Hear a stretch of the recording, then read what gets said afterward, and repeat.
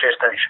Tolegaa ulfaadhaa Dooktar Ittaanaa. Dooktar Ittaanaan eenyu ka jedhu dhaggeeffattoota keenyaaf ibsuun waan barbaachisu natti hin fakkaatu.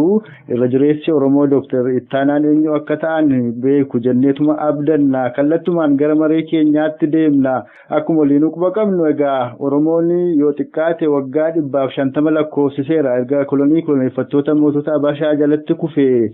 Isa booda immoo erga aarsaa guddaan ba'e booda waggoottan 5 fi 6 darban keessaa aarsaa qeerroo fi qarreen Oromoo akkasumas hawaasni Oromoo guutuun baaseen mootummaan koloneeffataan warra wayyaaneen hoogganamaa ture erga hundeetti laafee booda warri maqaa haaromsaan aangootti ol ba'an ammoo kunoo egaa waggaa 2 lakkoofsisaniiru. Mee qabsoon qeerroo fi qarreen Oromoo akkasumas hawaasni Oromoo bal'aan aarsaa lubbuu fi dhiigaa guddaa itti baase amma eessa ga'eera isinitti fakkaata? Qabsoon Oromoo kun eessa ga'eera isa jedhuufi qabsoon Oromoo maal barbaacha manaa ba'ee maal immoo argatee jira isa jedhutu deebiinuu deebisan natti fakkaata. Wantoota kana lamaan yoo wal bira qabnee ilaalle deebiinuu deebisuu danda'a eessa akka inni ga'e. Garuu botateera moo hin botamne inni jedhu immoo sadarkaa kan biraatti wanta ilaalamuu danda'udha. Tokkoffaa qabsoon Oromoodhaa wanti inni barbaacha manaa ba'e sadarkaa jalqabaatti mirga abbaa biyyummaa gonfachuudhaaf. Mirga abbaa biyyummaa gonfachuu jechuun wanta nama joonsu hin qabu baay'ee ifaadha. Tokkoffaanii biyya kee bulfachuu jechuudha. Oromiyaa bulfachuu jechuudha. Uummanni Oromoo ofii biyya isaa dhuunfatee bulfachuu jechuudha. Biyya Itoophiyaa keessatti immoo gaafa heera ammaatti inni tuffa'ee murteeffate akkuma ammatti yeroo dhiyoodhaaf sagalee isaa dhaga'aa jiru waliin bulchuu aangoo ga'aa hojjaa isaatii fi gateettii isaa bal'iichaa kan madaalu aangoo mul'ataa qabaachuu jechuudha. Inni kan biraan dhimma diinagdeeti. Dhimma diinagdeettis akkasuma aangoo siyaasaa erga qabateen booddee dhimma diinagdee isaattis irraa fayyadamaa ta'u naannoo isaatti sadarkaa biyyaatti wanta jiru jechuudha. Inni kan biraan waa'ee aadaatii fi eenyummaa Oromoo dhimma ilaalchisu. Inni kun egaa dhimma impaayerri Itoophiyaa impaayera guddaa kana neeshin isteetiin kan jijjiira yookaan immoo biyya afaan tokkoof biyya eenyummaa tokkoof kan jijjiira jedhee erga inni piroojeektii bocatee ka'e Oromoon kana oolfachuudhaaf gama kan biraadhaan immoo guddifachuudhaaf itti jira jechuudha. Inni kunis gaafa mirkanaa'e wantoonni kun sadan utubaadha wanta Oromoon barbaacha manaa ba'eef. Gaafa Oromoon wantoota kana gonfateera ta'e Oromoon waan barbaacha manaa ba'e argateera jennee haasa'uu dandeenya. Gaafa wantoonni kun hin argamin hafan Oromoon wanta barbaacha manaa ba'e wanta qabsaa'eef wanta gatii guddaa itti kaffalee hin arganne jennee haasa'uu dandeenya. Gabaabinumaan wanta kana dugda duuba deebinee ilaaluudhaaf keessumatti erga bifa ammayyaadhaan sadarkaa Oromiyaatti qabsoon qindaa'e Oromiyaa keessatti eegalame as Oromoon sadarkaa garaagaraa keessa darbaa as ga'e qabsoonsaa. Jaatamoota keessa erga yeroo Maccaaftuu Lamaatiin erga fincila Baaleetii sochiin garaagaraa walitti dhufee erga kuufamee booddee yeroo warraaqsi 1974 dhufu uummanni Oromoo waa'ee lafaa irratti abbaa ta'uudhaaf tarkaanfii guddaa tokko adeemeera.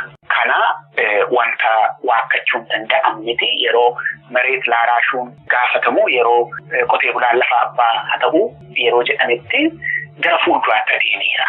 Yenna waa'een abbaa qabeenyummaa lafaa sun iddoo tokko ga'ee maqfameeyyu. Maaliif dargiin iddoo tokko ga'eetu aangoo hunda harkatti qulqulleeffate lafi kan isteetiiti yookaan immoo kan gaafa barbaadu dhufee ofii fudhatala. Waan barbaade godhaa jechuudha. Kanaaf aangoon sun akkatti hin deebiin. Waa'ee biyya bulfachuus yennaa ta'e gaaffii Oromoon biyya ofii uummachuudhaaf qabu karaa irratti hafe bara warraaqsa sanaa jechuudha. Yennaa bara dargiitti achi dabartee ilaaltee dhimmi Oromoodha. Oromoon qabsaa'aa turuu malee baay'ee hin tarkaanfanne garuu geeddaramni tokko jira. Fakkeenyaaf afaanni Oromoo bara nugusaa reediyoo irratti dubbatamu bara dargii garuu sa'aatii gabaabduudhaaf yeroo mijataa yoo ta'u baates ganama erga nama hojii dhaqeefaa waan akkasii ta'us dubbatamuu jalqabameera. Afaan Oromoo gaazexaa irratti barreessuun jalqabameera. Harfii isaa baatiin ta'us. Qubee afaan Oromootiin barreessuun garuu wanjala nama gaafachiisa akka nama biyya kaadeetti nama jeesisuu danda'a bara sana keessa. Egaa wantoonni kun erga argamanii booddee 1991 yeroo itti waa'een eenyummaa dhiibbatee dhufee dargiin humnaan galagalfamu sana immoo wanti Oromoon qabsaa'e tokko immoo alba'e. Oromiyaa biyya jedhamtu akka naannootti hundeeffamte afaan Oromoo afaan hojii mootummaa naannoo Oromiyaa afaan mana murtii afaan barnootaa ta'e. Aangoo Oromoon biyya isaa bulfachuudhaaf qabu garuu karaa irratti takaalamee hafeemas. Sababiinsaa heerri barreeffame cinaachatti kaa'ameetu gara dugda duubaatiin mootummaan giddu galeessaa akkuma bara durii Oromiyaadhaa fi naannolee kan biraa giddu galeessarraa caasaa mootummaa dhiisee caasaa paartii fi bulchuutti kan. Oromoon egaa wantoota qulqulleessee harka isaatti galfachuudhaafitu qabsoon dhiyeenyaa kun qabsoon Oromoo guyyaa dhaabbate qabu garuu qabsoon qeerroodhaa inni karaatti ba'anii harka duwwaa mootummaa wayyaaneetii wajjin kokkee wal qaban sun aangoo abbaa biyyummaa warra ammaan karaa irratti hafisiise kan qulqulleeffate uummanni Oromoo akka harka isaa galfatuuf ta'e. Garuu wanti kun qulqullaa'ee harka uummata Oromoo hin galin hafeera. Isa kana namni ilaaluu barbaadu wantoota sirna jalqaba irratti kaasisan ilaaluudha. Kanaaf gama diinagdeetiin gama siyaasaatiin aangoon harka Oromoo hin galle karaa irratti hafe. Amma garuu eessa ga'ee qabsoon kun isa naan jettee fi harka Oromoo bule moo harka Ormaa ga'ee gaaffiin Oromoo yoo naan jetteefi wantoota amma mootummaan federaalaa hojjetaa jiru yoo ilaalle qabsoon uummanni Oromoo qabsaa'ee ijoollee isaa itti gabbare harka nafxanyootaa galeera amantii jedhuun qaba.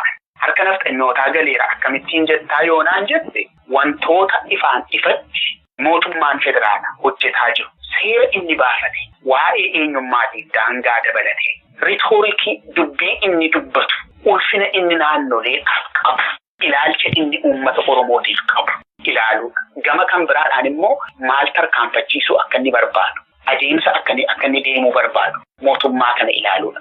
Akkuma argine mootummaan federaalaadhaa wanti inni tarkaanfachiisuu barbaadu yaada bara nugusaati. Guddaa turre deebinee guddaa taana Itoophiyaan takkaa guddaa jedhamteen hin beektu amma ani beekutti.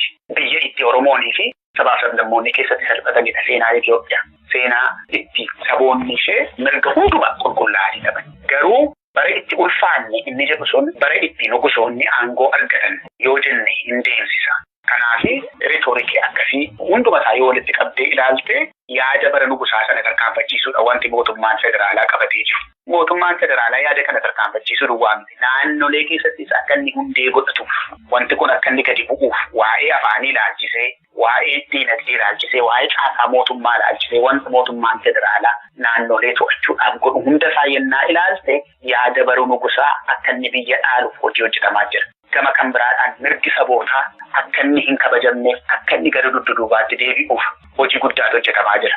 Waan Oromiyaan keessa jirtu ilaali. Wanta uummanni Sidaamaa ta'e ilaali. Wantoota kana gamasii gamanaan gaafa ol bukkee qabdee ilaaltu mootummaan amma jiru yaada bara nugusaa tarkaanfachiisee yaada Oromoo dabalatee mirga Oromoo dabalatee yaada sabootaa dudda duubatti deebisuudhaafitu hojjetaa jira. Tole egaa ulfaadhaa Dooktar Ittaanaa qabxiilee baay'ee isaa tuqxaniittu haa ta'uti mataan impaayera Itoophiyaadhaa muummichi ministeeraa Koloneel Abiyyi kan isaan yeroo baay'ee deddeebi'anii kaasanii faallaa qabsoo bilisummaa Oromoo yookaan waan Oromoonni gannoota 150 darban itti aarsaa baasaa tureeti. Raawwiin hojii isaas immoo faallaa qabsoo Oromooti. Akka fakkeenyaatti kanneen Oromoon balaaleffatu namni miidhaniiru jedhee dubbatu dhugaadhumattis kan isa miidhan akkuma isin amma kaaftan biyya guddoo biyya gaarii akka isaan ijaaranitti gootota ta'uu isaanii yeroo inni dubbatutti dhaga'ama. Namni kun bu'uurumurraa dhuguma gaaffii Oromoof deebii deebisuu ni danda'a jechuun ni danda'ama gochaa aga ammaatti inni godhaa turee fi godhaa jiru kanarraa kanumaan immoo ol qabsiisaati akka amma itti deemaa jiru kanatti yoo deemsi Koloneel Abiyyi itti fufee egereen Oromoof Oromiyaa attam ta'uu danda'a laata? Isa kanarratti yaada keessan nu qoodaa Dooktar Ittaanaa. Egaa waa'ee bulchiinsa muummicha ministeeraa Abiyyi yennaa fudhattee ilaalte irra deddeebi'ee waan hin dubbadheedha waa'een kanaa. Wanta tokkoyyuu wanti dhoksamuu danda'u hin jiru. Gaaffii Oromoo deebisaa namichi kun yookaan bulchiinsi Abiyyi gaaffii Oromoo deebisaa isa jedhuufi gaaffii deebisuuniif deebisuu dhiisuun waan tokkodha. Oromoo hamma manaatti dhaqanii loluun garuu wanta kan biraadha. Amma namni gaaffiin Oromoo deebi'eera moo hin deebinee kan jedhu yeroo tokko kan wal gaafatu namni. Gaaffiin Oromoo akka akka inni deebi'uuf yeroo nuu kennaa gaafa mootummaan jedhee ifatti uummata kadhatu. Uummanni Oromoo tole naafa bultu biyyi kun nagaadhaan gara dimokiraasiitti faceetuuti. Isa booddee anaafis biyya dimokiraatawaa keessatti gaaffiin koo naafa deebi'u jedhee yeroo kennuunsaa waanuma beekamaadha. Wanta fudhatamaadhas jedheedhaan yaada. Erga Oromoon tolee jedhee fudhatee garuu wanti taasifame gaaffii Oromoon gaafate sana deebisuu miti. Maaliif Oromoonis tolee jedhee waan fudhateef naafa bultu rakkinni hin jiru. Hamma biyyi ceetutti hin ce'a jedhee waan abdateef jechuudha. Kanaaf gaaffiin Oromoo deebi'eera moo hin deebine jedhaniitu namooti wal gaafatu. Gaaffiin Oromoo akka hin deebine sirriitti himeera. Gaaffiin Oromoo deebi'uu dhiisuu isaanii garuu rakkinni guddaan. Gaaffiin Oromoo lafuma inni duraan ture lafa inni itti waggaa 20-25 dura ture sanarra yoo taa'eera ta'e haala amma keessa jirru kanatti gaariidha jedheen fakkaata.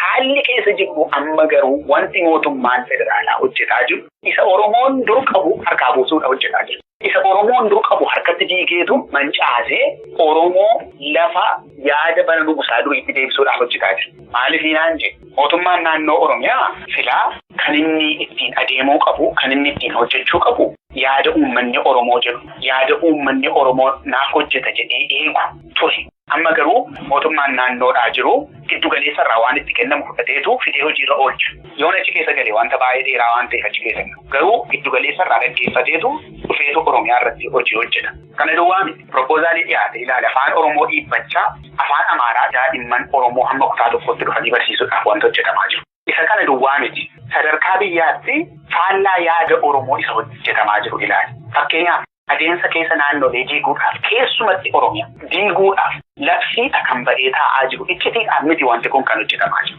Labsiin waa'ee koomishinii daangaatiif eenyummaa ilaallatu sadarkaa jalqabaatti naannolee diiguudhaaf keessumatti Oromiyaa adeemsa keessa diiguudhaaf wanta qophaa'edha. Akkuma irra deddeebiidhaan muummichi ministeeraa kun dubbate naannoleen sovernitii hin qabanii daangaanis naannolee gidduu hin jiru jedhee faallaa heera biyya sanaa dubbateera. Heerri biyya sanaa garuu akka inni lafa kaa'utti naannoleen mirga ofiin of bulchuu guutuudha qabu. Sovernitii qabu.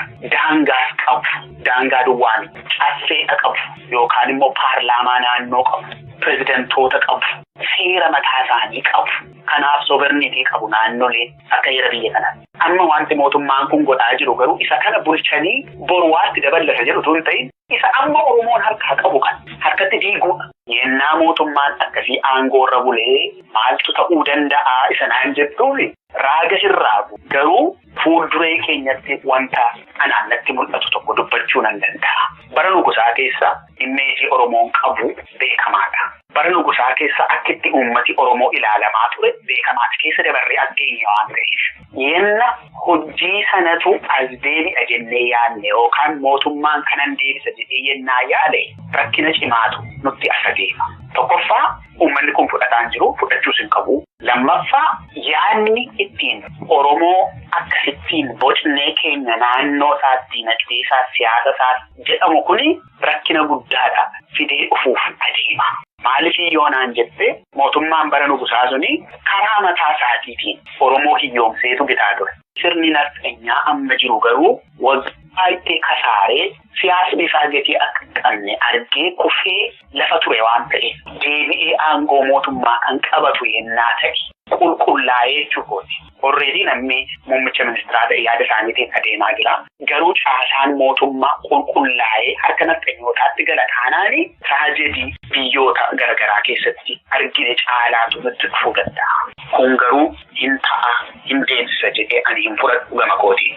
Tole egaa ulfaadhaa Dooktar qabxiin itti aansee kaasuuf deemu kanas guddoo irraa tuttuqxaniittu haa ta'uuti qabxii amma kaaftan keessatti haala yeroo ammaatti Oromoo fi Oromiyaan keessa jirtuuf ka ganna 25 duraa yoo wal bira qabii tokko keessaa filadhu naan jette kan ganna 25 filadhaa jettanii yaaduma sin amma bifa kanaan kaaftan kan ammoo namoonni gariin akka kaasanitti Koloneel Abiyyi Oromoo fakkaatee sirna kolonii impaayera Itoophiyaadha yookaan kaayyoo nafxanyootaa hundee gadi jabeessuuf yookaan immoo impaayera Itoophiyaa sana jiraachisee Oromoo fi Oromiyaa san keessatti dhuksiisuuf nama abashoonni gabbaafatanidha malee dhugaanumatti nama quuqama Oromoo qabu miti jedhu. Isin meesa kanatti amittiin ilaaltu yaaduma jalqaba irratti kaaftaniin wal qabsiisaati. Isa kana san kanaan dura dubbadheera. Abiy Ahmed namni amma muummicha ministeeraa ta'e waa'ee Oromooti, waa'ee Oromummaa gaafa haasa'an dhaga'ee yoo ta'e malee waa'ee Oromummaa kana yaada isaatiif keessummaadha. Guyyaa gaafa jalqabaa gaafa muudama isaatii kaasne hamma guyyaa har'aatti wantoota inni hojjetu, wantoota inni dubbatu, akkaataa inni itti mootummaa bocuu barbaadu hunda isaa walitti idaanee gaafa lafa keenye namni kuni diina qabsoo uummata Oromootii fi diina Oromiyaati. Inni kuni wanta fudhatamuu irra jiru yeroo ammaa kanatti. Oromoonis xiyyeeffatee ilaalee waan irratti walii galuun irra jiru jedhee kan fudhatan. Firri qabsoo Oromoodhaa Oromiyaa diiguudhaaf hin qaddisu. Firri qabsoo Oromoodhaa afaan Oromoo afaan hojii dabalataa mootummaa federaalaa haa godhachuu ni jedhu lakki daa'imman kee afaan Amaaraa barattu karaan deemuu qabnu kana asiin hin jedhu. Firri qabsoo uummata Oromoodhaa Oromoo akka qaaneffamuuf adda baba'ii irratti wanta Oromoo dhiibbatu hin hojjetu. Istaachuu yookaan immoo siidaa nu gosootaa ijaaranii eebbisiisuu saayikooloojii Oromoo wanta lolu hojjechuu irratti hin bobba'u. Firri qabsoo uummata Oromoo. Kanaaf ani ida'ama dubbiidhaaf hojii muummicha ministeeraa kana gaafa walitti qabee ilaalu qabsoon Oromoo harka diina isaatii keessa dhaqee galeera jedheetan fudhata gabaabaadhuuti.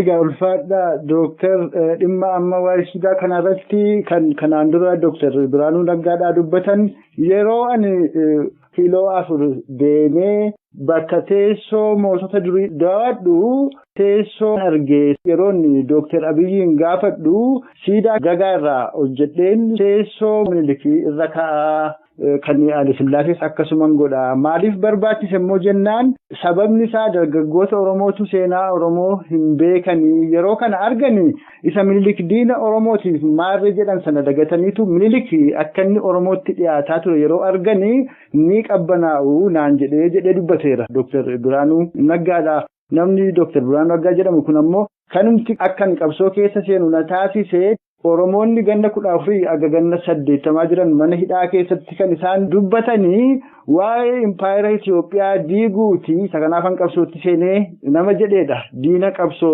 Oromoo fi Oromiyaa keessaa nama guddaa ta'uu isaati. Namni kun yeroo ammaatti guddoo akka inni Koloneel Abiyyitti dhiyaatudha kan himamu yookaan immoo kan dhaga'amu jechuudha. Isa kanarrattis wanti itti dabaltan yoo jiraate itti dabaltu. Kan biraan ammoo amma isaa Oromoo gadi ba'anii addabaabaayii irratti arrabsu jedhamu ilaalchisee walaloo torbe darbe kana keessa waltajjii muummichi ministeeraa irra jiru irratti dubbifametu jira. Walaloo sana ammoo namoonni muummicha ministeeraa fi yookaan Koloneel Abiyyii fi mormanii isa miti kan qopheesse warra isa jibban yookaan isa faallessan akka Oromoon irratti ka'u warra barbaadantu akkas godhee jedhaniiti mormuuf haa ta'uti sana keessaas harka qabaatuu danda'a warri jedhan jiru. Sadarkaa muummicha ministeeraatti waajjira isaatti walaloo dubbifame kana keessaa wanta inni harka hin qabne yookaan immoo osoo inni hin beekin dhiyaate walaloon sun jechuu kan nu dandeessisu jira laataas illee kanarraa maal xiinxaltu Dooktar? Dubbannaa Biraanuu Naggaarraa yoon sii ka'e achuma dubbannaa inni viidiyoo sanarratti dubbate keessaa guduunfaa dubbii yoo dhaggeeffattee ta'ee namootis yoo dhaggeeffatanii yoo ta'e guduunfaa kaa'ina yoo qabanatti kun xiinxalee ilaalee irra deddeebi'ee yaadee guduunfaa dubbate qaba addabaaba'iitti viidiyoodhuma sanarratti waa'ee Minilik yeroo haasa'u. Ani yoo muummicha ministeeraa ta'e nama kana caalaa maalan hojjedhaa jedhe nama akka kootiitu muummicha ministeeraa ta'ee jedhaa jira. Isa kana Biraanuudha amannee fudhanna miti. Hangama kootiini namoota yaada Itoophiyaawwinnatiitiin deeman yaada isaan dubbatan waanuma dubbataniif dhugaadha jedhee hin qabu. Wanti isaan dubbatan garuu dhugaa wanti isa taasisu ragaa guddaan tokko lafa jira. Kileemii isaan dhiyeessantu jira. Isa Dooktar Biraanuun dubbate waan hin ta'in Andaargaachoon Tsiggees waan dubbate qaba si'a lama. Inni kun immoo si'a tokko. Dhossaatti Andaargaachoon kana dubbate jedhee gaazexessaan tokkos kan dubbate jira. Si'a 4 dubbatan jechuudha walumaa gala. Kileemii isaan lafa kaa'atan jira. Akka paartii akka nama dhuunfaatti osoo hin ta'in. Akka paartiitti kileemii isaan lafa kaa'anii warri Izeemaa jedhaman jechuu kooti. Warri duraan Gimboota Sabaatti turan. Kileemii isaan lafa kaa'an. Kileemiin kuni mootummaan Dooktar Abiyyi mootummaa keenyadha kan jedhu. Mootummaan kuni yaada keenyaan deemtii jalqabarraa kaasee sagantaa siyaasaa nuyi kenninee fi nutu gara hojiitti seenee jedhee Andaargaachoon irra dibaa tokko malee. Kanagaa gola keessatti miti kan haasa'e yookaan hasaasee addabaabaayii irratti dubbatee namni hundumtuu dhaga'eera viidiyoo kana. Mootummaanis dhaga'eeraa siin jechuu kooti. kan kileemii godhe garuu namoota dhuunfaa miti. Paartii tokkotu gama hooggansa isaatiitiin ani mootummaa kana harkaan qaba. Anatu geggeessa mootummaa kanaa jedhanii dubbatan. Paartii tokkotu. Akkuma sila siin jedhee isa isaan jedhaniiftu dhugaadha jedhu. Garuu ragaan lafa jira. Wanti kun dhugaa ta'uu isaati. Maayinni yoonaan jette waggaa tokko ji'a ja'a hamma aangoorra ture mootummaan Dooktar Abiy yaadni inni ittiin adeemaa ture isa isaan jedhan kanaa wajjin wal simatama wal simatu kan jedhudha ragaan. Akka aannaniif garaan wal simatan. Eenyummaa sabootaatiif ulfina dhabuun naannolee diiguudhaaf hojii hojjechuun Itoophiyaa yuunitarii isteetiitti deebisuudhaaf yaaluun heerri kun akka inni guyyaatti dadhabaa adeemu hojjechuun uummata Oromootiif kabaja dhabuun kun hundumti isaa waa'ee moototaa faarsuun hojii jara kanaati. Akkaataa inni itti adeemaa jiru jechuun isaa tuulafi waa'ee Itoophiyaa hunda isaa keessa illee haasa'uu isaa hin nantu malee waan hunda isaa gaafa walitti qabdee ilaaltu yaadni isaanii jedhamu kuni yaaduma sirriidha. Isaan amma roodmaappii jedhan roodmaappii illee amma onaatti hin qabu mootummaan kun sababiin isaa roodmaappii wanta biraadha. Isaan garuu yaada siyaasaa mootummaan kun ittiin geggeeffamu kennineerraadha. Dhugaadhumaa jechuudha. Tokko ragaan isaa kan ammasiin jedhama. Lammaffaa immoo mootummaan kun paartiin Izeemaa jedhamu adda babadii irratti maqaa koodha'ee inni akkas naan jedhe dhugaa miti jedhee dubbachuuf ija jabinan argan. Sababiin isaa jarri barreeffama harkaa qabu jechuudha. Ragaa harkaa qabu barreessanii waan kennaniif. Salphina kana caalutu gadi ba'aa waan ta'eef mootummaan kun kana dubbachuudhaaf ija jabaan. Gabaabaadhuma dubbii maal siin jechuuf hin jedhee dubbii Dr. Biraanuu Guduunfi nama akka kootiitu muummicha ministeeraa ta'ee jira kan inni jedhee fi kileemii Izeemaan dhiyeessee dhugaadha siin jechuuf hin jedhe. Inni kan biraan immoo seenaa ijoollee Oromoo barsiisaa as keessatti dubbiin jedhamu suni namni uummata Oromoo beeku ijoolleen Oromoo seenaa barachuu kan jalqabdu mana barumsaatti miti yookaan immoo masaraa dhattee barachuu jalqabdi. Hamma har'aatti Oromoon akka inni itti seenaa ofii darbaan dabarfachaa dhufe. Ituu mootummaan barreeffama qabu, ituu mootummaan qawwee qabu, ituu mootummaan qabeenya qabu waggaa 130 caalaa sammuu Oromoo irratti eenyummaa Oromoo irratti lola kan adeemsisaa ture mootummaan akkamittiin ituu uummanni kun seenaa kanaa hin irraanfanne dhaloonni hamma kun gaafa darbu yoo jette ijoolleen Oromoo seenaa manatti barachuu jalqabdi. Argaa dhageettii wanti jedhamu aadaa Oromoo keessa jira. Mana Oromoo keessattuu baratama seenaan abidda irratti baratama. Waa'een gosaaf waa'een balbalaa akkaataa itti Oromoon hubatu akkaataa inni itti seenaa isaa hiikkatu ijoolleen manaa dhageessi. Isa kana egaa nama Oromoo keessatti guddatee fi yaada Oromoo beekutu beeka. Kanaafitu isteetiin Itoophiyaadhaa wanti inni mana barumsaatti barsiisu Oromoo irratti humna dhabe. Humna qabaachuu hin danda'u. Har'as akki itti Oromoon deemu isa kanarra olaantummaa qaba. Kanaaf namni kun gaafa ijoollee Oromoo seenaa barsiisuu dhaafanii kana hojjedha jedhu namni kun uummata Oromoo akka hin beekne nutti himaa jira. Uummata Oromoo wanta jedhamu kana akkaataa inni itti seenaasaa dabarfatu, akkaataa inni itti seenaa ijoollee gadi qabee barsiifatu akka hin beeknetu himataa jira. Isa kana kanumaan yoo dhiisee waa'ee walaloo sun egaa wanta baay'eedha of keessaa qabaa. Amma namni walaloo dubbifame sana kan inni komate bal'inaanii waa'ee jecha nangaa jettu sanaanitti komate namni. Walaloon kun garuu tiraanskripshinii isaa barreeffamatti kan jijjiirame kan of harkaan qabaa gara fuula 7 hin ta'a gaafa barreeffamee taa'u walaloon kun. Walaloon kun hubannaadhaan gadi teessee tokko tokkoon yoo dubbistee hamma nuyi beennu caalaa baay'ee gadi fagaataadha. Konseptii inni dhiyeessuudhaaf yaalii godhe. Walaloon kun gaafa waltajjii sanarraa dubbifamu immoo kophaadhuma isaa akka mukaatti dhaabbatee yoo waltajjii sanarraa wanta hojjetame ilaalte maanguddoo jalqaba irratti haasa'an maanguddoo sanatti aansanii warra haasa'anii fi mucaa waan kana dubbifte dubbii kana hundasaa walitti edaatee wal qabsiistee yennaa ilaalte toora ittiin hojjetame qaba dubbiin kun. Maanguddoon sun yoo hin yaadatta taate ergaa isaan dabarsanii warra Waaqayyoon hin sodaannetu biyya kana rakkina keessa galcheedha. Dhaloonni kanaan dura darbee warra Waaqayyoon hin sodaannedha. Amma garuu nama Waaqayyoon sodaatutu waaqarraan ergamee ergaa isaan dabarsan kanadha. Dr. Abiy Ahmed jedhu jechuudha. Ittaanis dubbiin dubbatame waa'ee dur guddaa turre deebinee guddaa taanaa keessumatti kan daraartuun haasoftu sana yennaa fudhattee ilaalte yaada isa kana deeggaruudhaaf tartiibaan kan kaa'amedha. Mucaan kun walaloo kana erga seen dubbiftee booddee immoo mucaa daa'ima waggaa 13tu seenaa Itoophiyaan isinitti himaa jedheetu seenessa seenaa bara nugusaa akkaataa itti isteetiin Itoophiyaa bara nugusaa seenaa tarreessu akkaataa inni itti seenaa hiikutu dubbate. Waa'ee walaloo kanaa yoo keessa lixxee ilaaltee dubbii isaa jalqaba irratti maanguddoon jedhan sun bifa gadi fagaataadhaan kan lafa kaa'edha. Gadi fageenya barreeffama kanaa hin dubbanna yoo jenne sa'aatii tokko ol fudhachuu danda'a yoon keessa gadi siiseeni amma. Garuu wanti isin jechuu barbaadu cuunfaan walaloo kanaa gaafa walitti qabdee ilaaltu tokkoffaa ilmaan seexanaatu jedha. Ilmaan seexanaatu rakkina ta'e Itoophiyaatti tokko kana qaban. Lammaffaa immoo kan nuyi nyaannirra kan nuyi gannitu baay'ate. Warra galata hin qabnetu Itoophiyaatti diina ta'ee jedha. Wanti kun immoo jecha mangaa jedhuunitu maramee dhiyaate. Kan hundasaa gaafa cuunfitee ilaaltu immeejiin as keessa kaa'ame. Immeejii abbaan baahiree dookumentiin jedhamu abbaa baahiree namni jedhu jiraachuu dhiisuu isaanii jiru ammoo garuu dookumentiin sun jira dookumentiin barreeffame suni. Dookumentii sana keessatti immeejii Oromoodhaaf kennametu walaloo kana keessatti hiikamee diriirfamee barreeffame. Namni barreeffama abbaa baahiree beeku isa kanaa wajjin wal bira qabee hubachuu danda'a. Immeejii Oromoodhaaf dookumentiin abbaa baahiree jedhamu sun kennametu as keessatti diriirfamee barreeffame. Maal siin jechuudhaafan jedhee sodaadhaa fi jibba sirni nafxanyaatii fi mootummaa Abisiiniyaa bara durii Oromoodhaaf qabu dhiyeessi walaloo.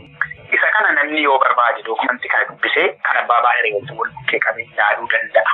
Garuu muummicha ministeeraa keessaa qabamoo keessaa qabanii kan jedhu kan keessumatti deeggartoonni mootummaa kanaadha. Yeroo isa difeendii gochuu yaalanii waajjira pirezidaantiitti dhiyaate maleessaa waajjira isaa miti.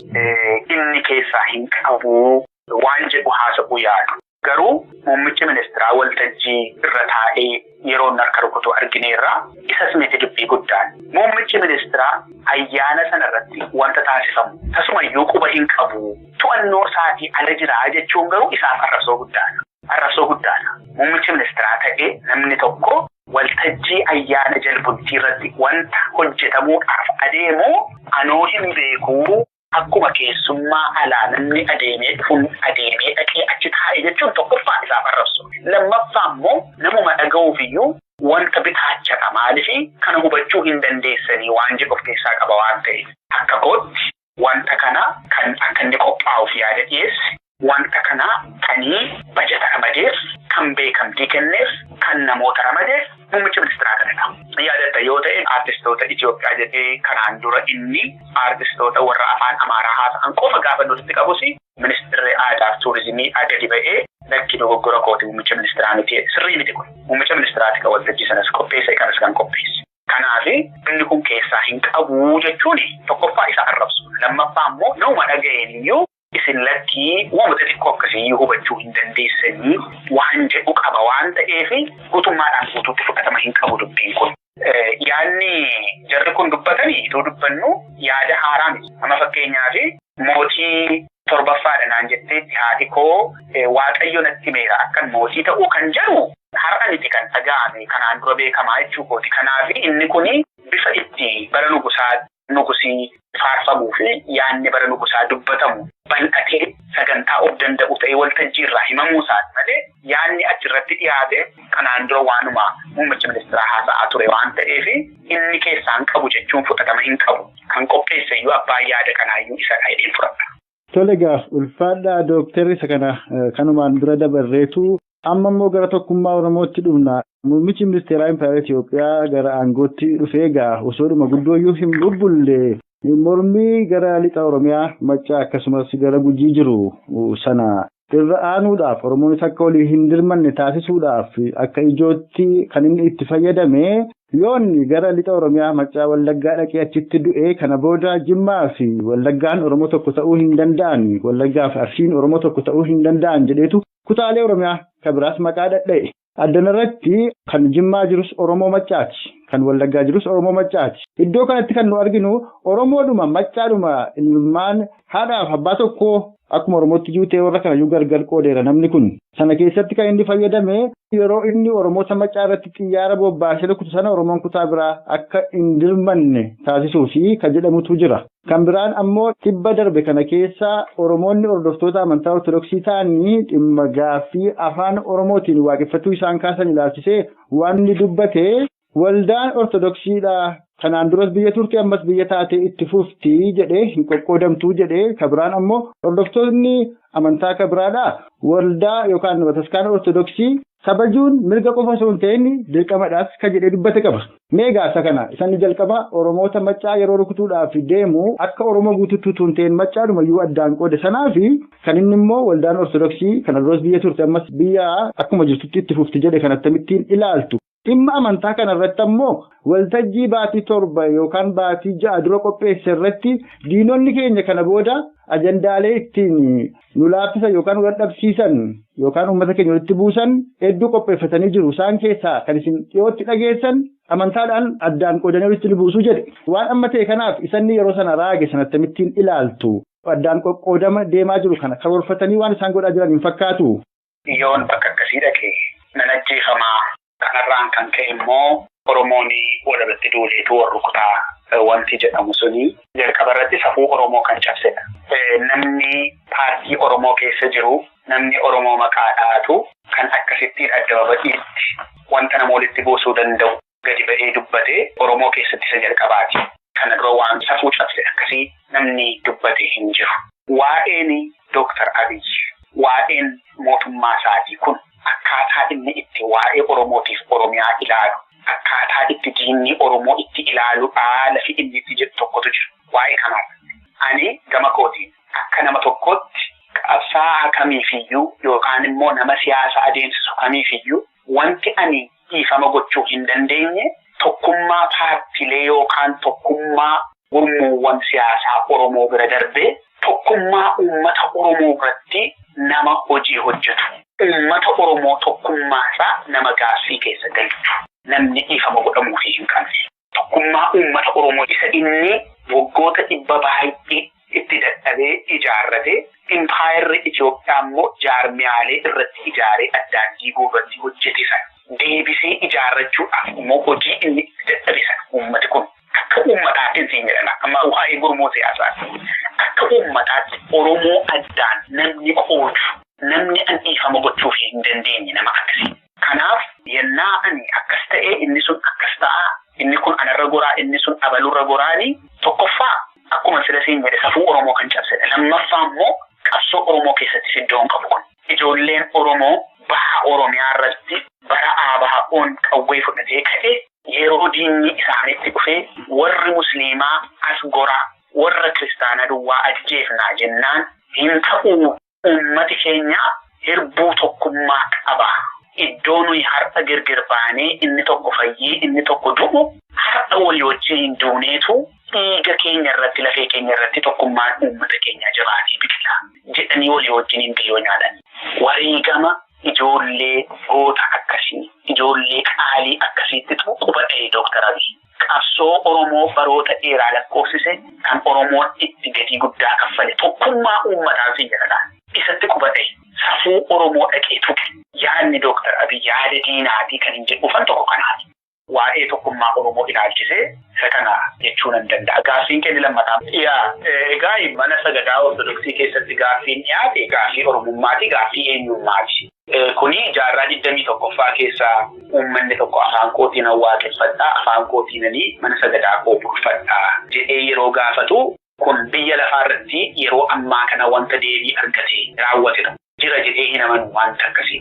Uummanni Oromoo kanayyuu danda'ee itoo inni jiraataa jiru gaaffii amma dhiyaate kana warra Oromoodhaaf diina ta'ee warra afaan Oromoo dhaga'uu hin barbaanne bira dhaabbatanii Oromoo akkasii gadi dubbachuun kuni dogoggora guddaadha jedhee fudhatan. Heeras biyya kanaa kan cabsedha. Mootummaan dhimma amantii keessa galee inni sun hin ta'a inni kun hin ta'u jedhee yaada kennuunsaa baay'ee dogoggora guddaadha.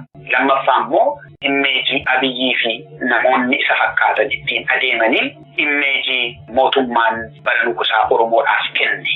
Yoo Oromoon dubbate, yoo Oromoon haasa'e, yoo Oromoon aadaa isaa agarsiifate, Itoophiyaan eenyummaa ishee dhabdi jedhee kan yaadu. Uummanni Oromoo afaan nuyi jenneenitu tajaajilamuu qaba.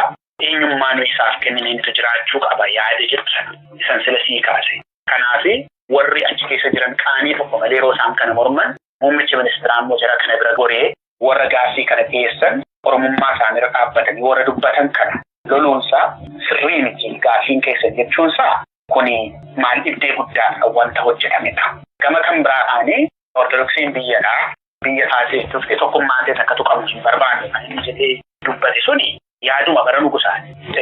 Inni filasii kaase maa inni uummanni achi keessaa waaqeffatu manni sagadaa sunis akka heera Itoophiyaa har'aatti kan ilaalamtu akka mana amantii tokkotti malee akka biyyaatti miti. Inni kun erga adda ba'ee seeraan kaa'ameeti waggaa 50 ta'uuf jedhama.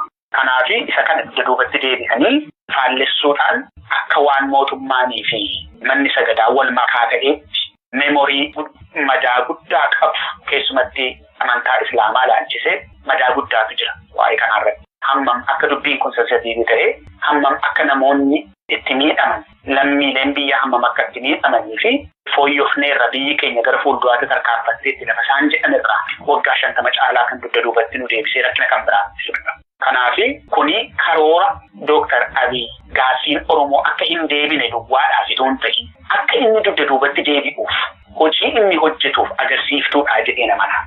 Gaadhumatti ulfaadhaa maree keenya gara obbaafitti deemaa jirra. Dooktar garuu osoo hin xumurre dura dhimmuma sirna federaalaa kana balleessuudhaaf deemamaa jiru kanarratti maal jettu? Egereemti federaalizimii impaayera Itoophiyaa keessaa kun maal ta'innaa akka jiru irratti yaada keessan nu qoodaati.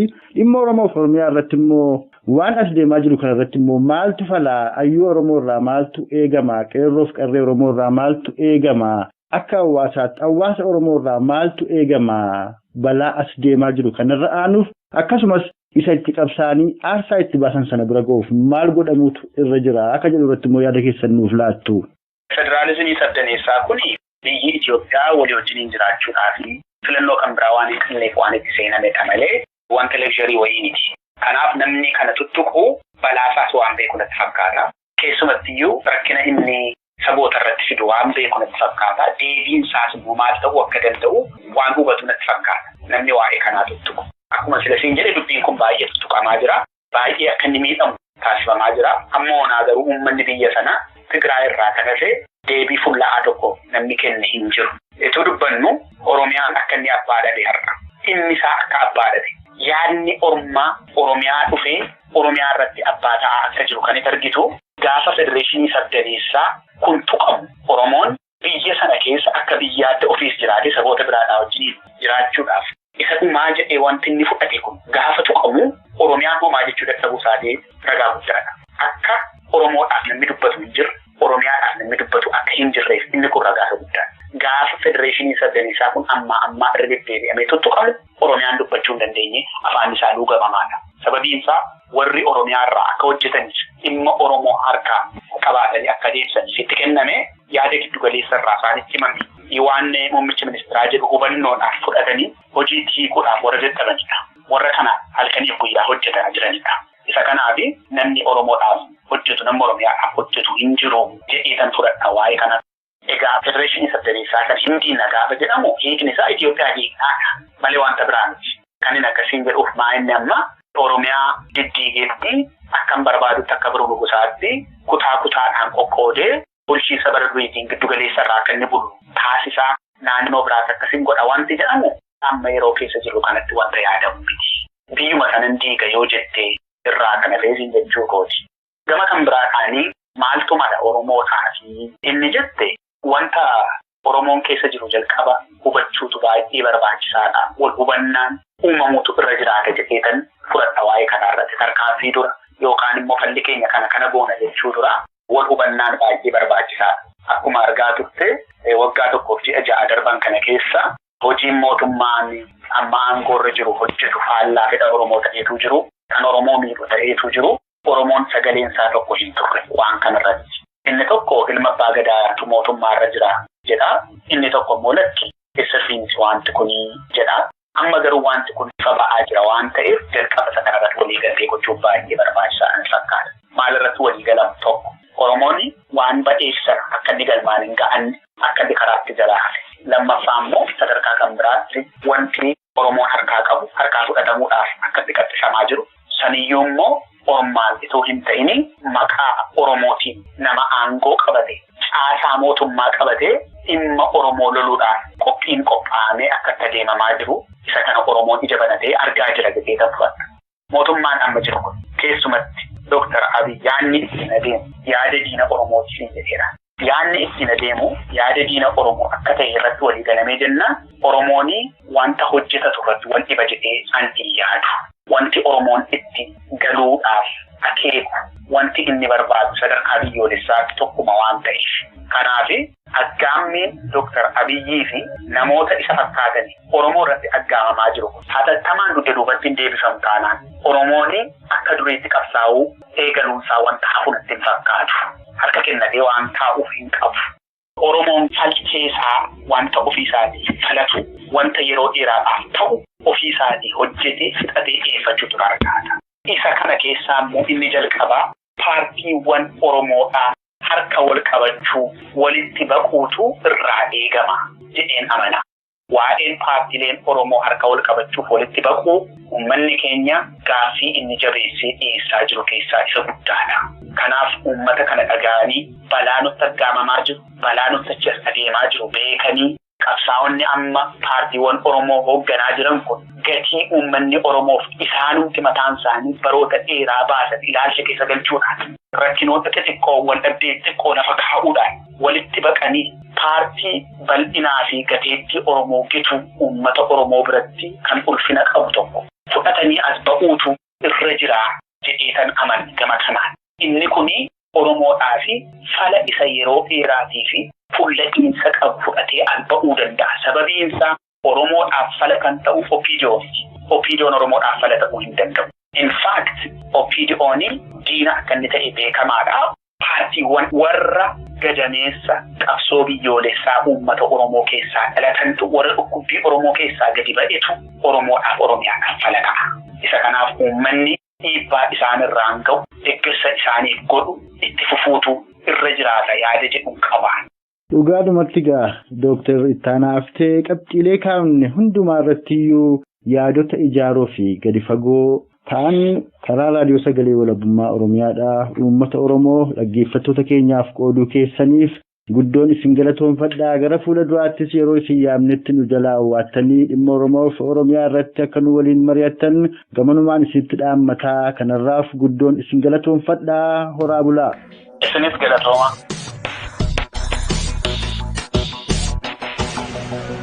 Hordoftootaaf dhaggeeffattoota raadiyoo sagalee walabummaa Oromiyaa jaallatamoo mariin dhimma yeroo Oromoof Oromiyaa irratti muummeeffatu kan ayyuu Oromoo Dooktar Ittaanaa Haftee waliin taasifnee isin dhageessisaa armaan baane armarratti obba'eera.